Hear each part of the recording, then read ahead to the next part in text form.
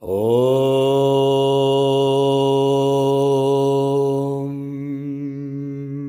Kayena vacha manasyendrayirva Bhutyatmanava prakriti swabhava Karomi adyat sakalam paresma Narayanayeti samarpayami Narayanayeti samarpayami.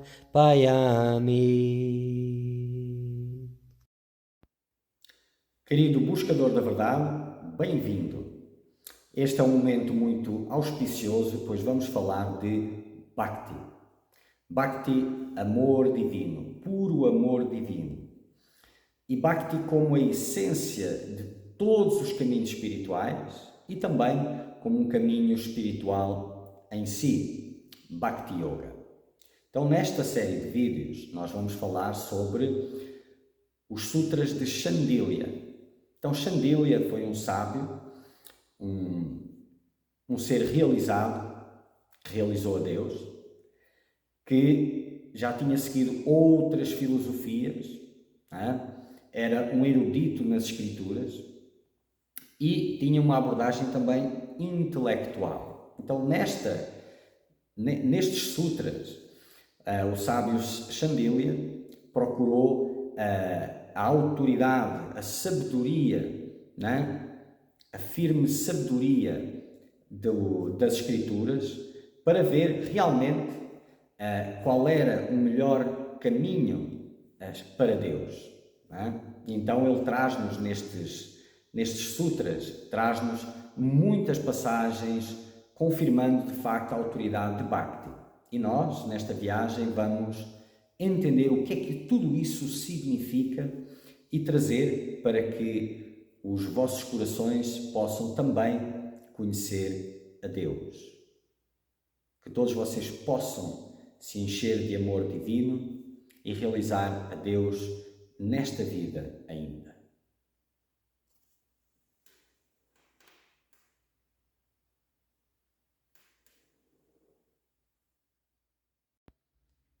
Continuando, Shandilya Bhakti Sutras, Sutra 43.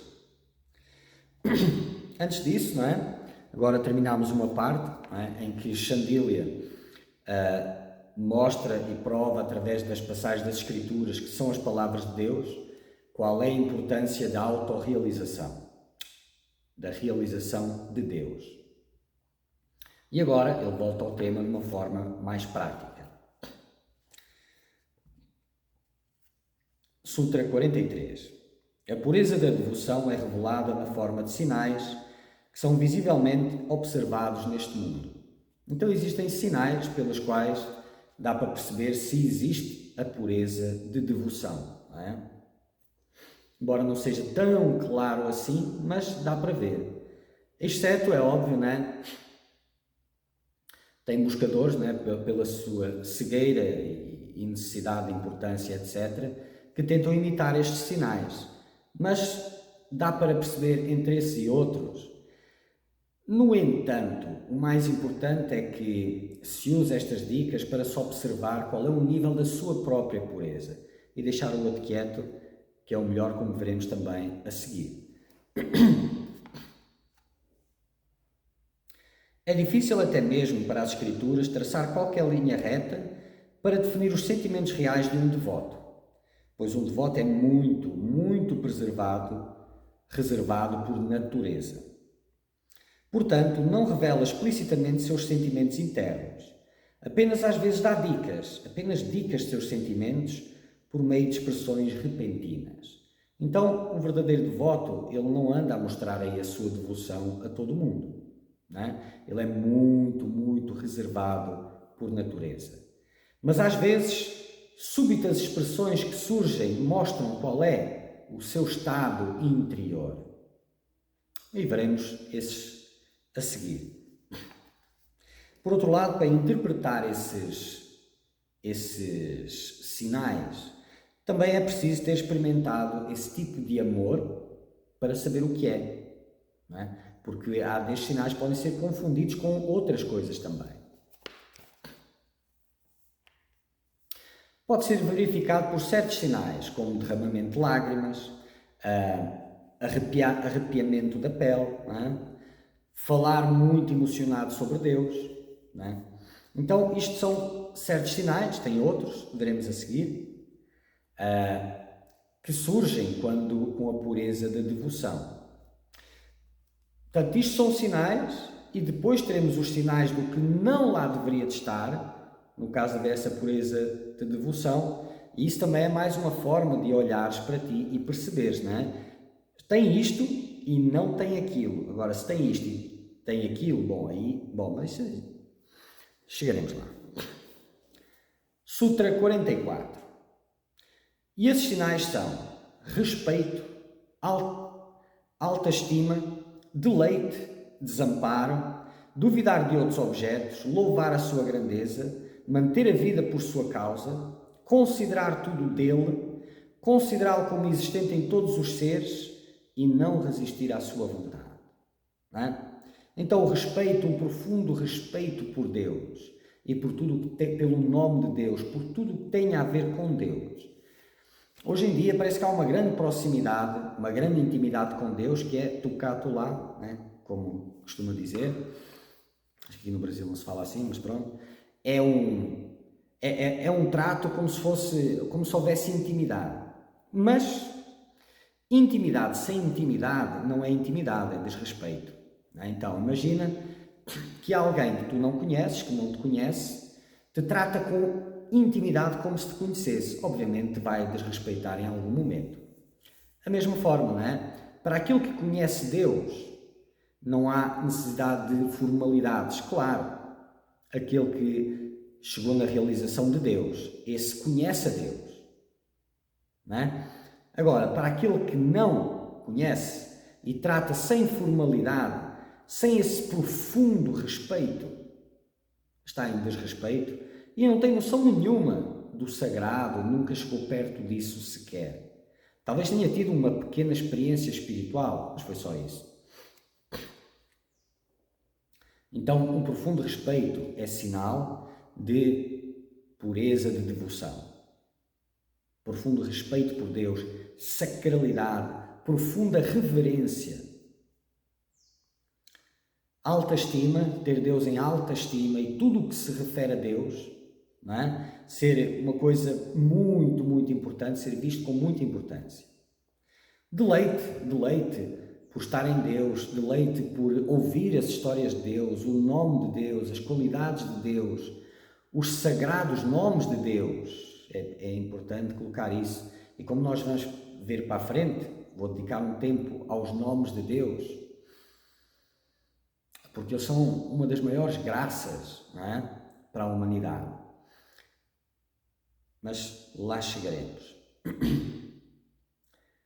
Desamparo, um profundo desamparo, não é? Na ausência do sentir a Deus, ou do não conseguir chegar a Deus, ou por algum momento se esquecer de Deus, para aqueles que estão num nível de pureza mais alta, não é? Um sentimento profundo de desamparo e solidão. Duvidar de outros objetos, não é? Da sua existência, da sua realidade, e não dar importância nenhuma a eles. Louvar a grandeza de Deus, não é? Então, estar constantemente louvando a grandeza de Deus é um sinal de pureza de devoção. Manter a vida por sua causa, manter a vida por Deus, não ter mais interesse nenhum pessoal na vida e a mantê-la apenas por Deus, para servir a Deus, para louvar a Deus. Considerar tudo como dele, considerar tudo como sendo de Deus. Nada pertence ao devoto, tudo é de Deus. Este é um sinal de pureza de devoção. Considerá-lo como existente em todos os seres. Portanto, olhar e ver Deus em todos os seres, aqui já é a parte prática disso, ver mesmo Deus em todos os seres, isso é um sinal de devoção. não é a tentativa de, e não resistir à sua vontade. Este é o último, mas é muito importante. Não resistir à vontade de Deus. E a orientação que um buscador recebe é a vontade de Deus. Ir contra a orientação é muito, muito ofensivo. Nós veremos a parte das ofensas, não é? Que a maioria dos buscadores, ou muitos buscadores, tendem a desconsiderar. Eu não desconsiderei isso tão rápido, não é? Até porque a vida depois mostra os frutos disso. No curto prazo, mas no longo prazo a coisa fica mais intensa. Então, não resistir à vontade de Deus. Agora vamos aos exemplos aqui, que eu trouxe aqui, né? Respeito como foi demonstrado por Arjuna. Arjuna, o justo ganhador de riquezas, em qualquer postura que esteja, nunca deixa de se levantar para cumprimentar Krishna, por devoção e amor por ele. Então Arjuna era um grande guerreiro, né? Era um ser muito forte, muito importante, naquela época também, da realeza, mas sempre que Krishna chegava, não importa em que posição ele tivesse, ele se levantava para cumprimentar Krishna e fazia-o por amor e devoção e respeito, profundo respeito a Krishna, que ele sabia ser uma encarnação de Deus. Alta estima, como aquela demonstrada por Ikshvaku, que era um rei. Através da afeição por ele, por Deus, e pelo Lótus e tudo o que se parecia com ele, o rei mostrou alta estima, até mesmo pela nuvem que era da mesma tonalidade. Então até uma nuvem que lembrava a cor de Krishna, o rei demonstrava alta estima. Tal era o nível da sua devoção. Deleite expresso por Vidura. Ó olhos de lótus, a alegria que vem crescendo em meu coração pela sua chegada aqui. Como pode ser descrita para você? Você é verdadeiramente a alma interior de todos os seres encarnados. Este era o deleite de Vidura, e estas palavras para Krishna na sua chegada jorravam do coração dele por puro deleite. Sentir-se excepcionalmente feliz ao ver ou encontrar um devoto do Senhor, tanto quanto encontrar o próprio Senhor, como foi o caso de Bidur. Então, o deleite e a alegria em encontrar um devoto de Deus, não é? Como se estivesse encontrando o próprio Deus. Isto é sinal de devoção pura. E o desamparo exibido pelas vaqueiras ou leiteiras de Vrindavan. Não é possível falarmos diante de nossos pais, diziam elas. O que posso dizer? O que os pais podem fazer por nós, que queimamos no fogo da separação. Então, para elas terem se separado de Krishna, sabiam que era a manifestação de Deus, não é? Era como estar queimando no fogo. De tão desamparadas, de tão sós que elas se sentiam.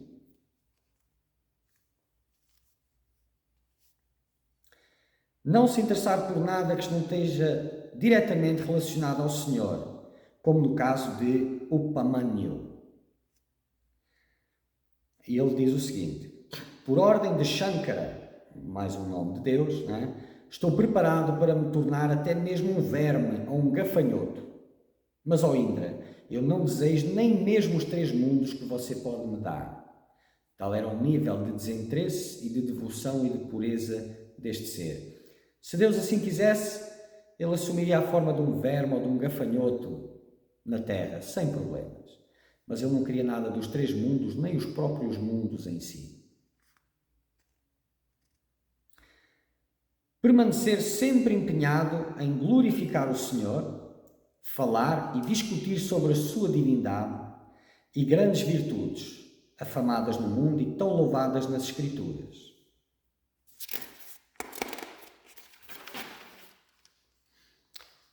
Cantar constantemente as glórias e virtudes do Senhor Deus e cantar seu santo nome. Invocar a graça do Senhor e lembrar sempre dele e das suas histórias. Esta é uma passagem do Vishnu Purana. Então, estar constantemente embebido em Deus, de todas as formas possíveis, não é?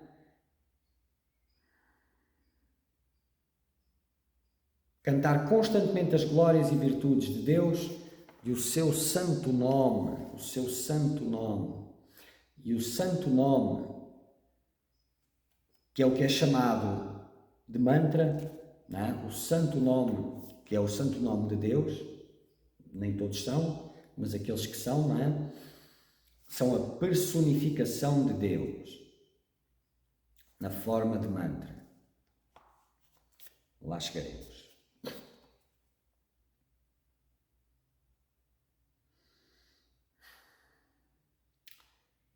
Viver para o bem do Senhor e servi-lo somente, como foi o caso de Hanuman, cuja vida foi inteiramente dedicada ao serviço do Senhor Ram, e com os residentes de Vrindavan, cuja vida girava em torno do Senhor Krishna. Então, tantas pessoas de Vrindavan quanto Hanuman dedicaram a vida a servir a Deus. E isso é um sinal de devoção pura. O Sr. Hanuman falou: enquanto a tua história purificadora circular pelo mundo, eu residirei lá obedecendo ao teu comando. Pois Hanuman, no seu nível de pureza, sabia que a história de Deus é uma manifestação de Deus. Enquanto Rama, a história dele circulasse pela terra, Deus estava lá e ele estaria lá para servir e para obedecer aos comandos dele.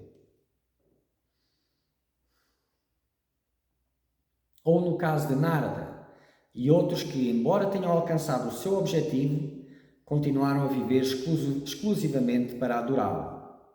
É por isso que os Vedas diz: aquele a quem todos os deuses adoram, desejando a liberação, como também os conhecedores de Brahman.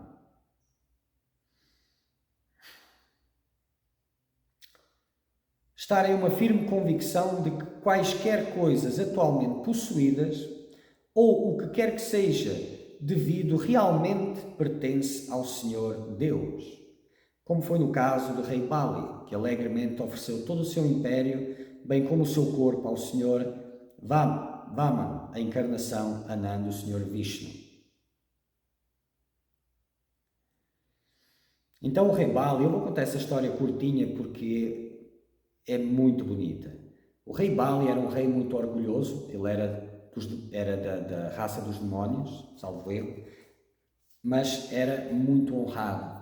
Ele tinha conquistado os 3 mundos, estava a fazer um grande sacrifício, um grande ritual, e os deuses, salvo erro, foram pedir para Vishnu se podia ajudar a recuperarem o céu, as suas casas e etc.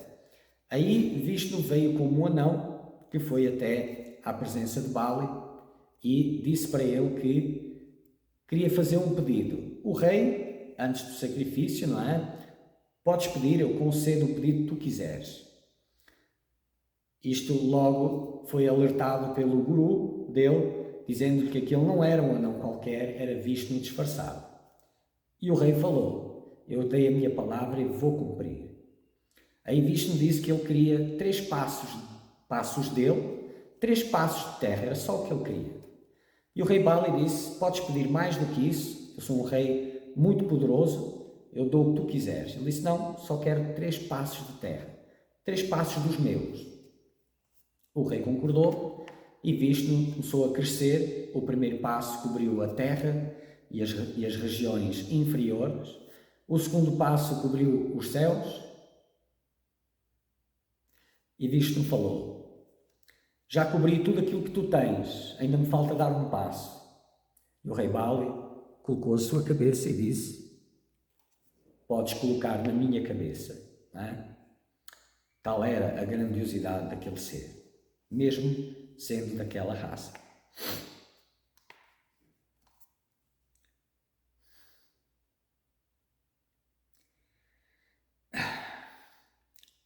Ver o Senhor em qualquer criatura, em tudo e em todos os lugares deste mundo, como foi o caso de Prálada, que disse ao seu pai raivoso, que era o demónio Hiranyakashipu,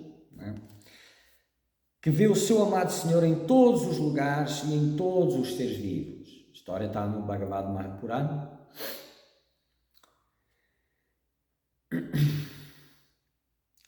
Uma história muito bonita também. Não agir de forma alguma que seja contra a vontade do Senhor, como fez Bhishma, mais um outro ser grandioso, mesmo quando o Senhor estava avançando em sua direção para matá-lo. Isto na batalha de Kurukshetra, quando Krishna ia em direção a Bhishma para tirar a vida dele. E Bhishma disse: venha, ó Deus dos deuses, ó Senhor dos deuses. Venha ao refúgio deste mundo, reverencia a ti armado com o teu arco e espada, mata-me nesta batalha vasta, maravilhosa e feroz, derrubando-me à força da minha carruagem. Ele sabia com quem estava lutando, cumpriu o seu dharma porque ele era um guerreiro da raça Kshatriya, que estava, o seu dever impelia-o a lutar pelos Kauravas. Ele sabia que estava lutando contra Deus, entregou a sua vida com profunda satisfação, porque ele também sabia, além de tudo isso, morrer às mãos de Deus era libertação. Mas não foi por isso que ele se entregou, pelo nível da sua devoção e da sua pureza. Bhishma era um ser grandioso, muito grandioso. Tudo isto são histórias cheias de deleite para vocês buscarem, pesquisarem, lerem, se encantarem.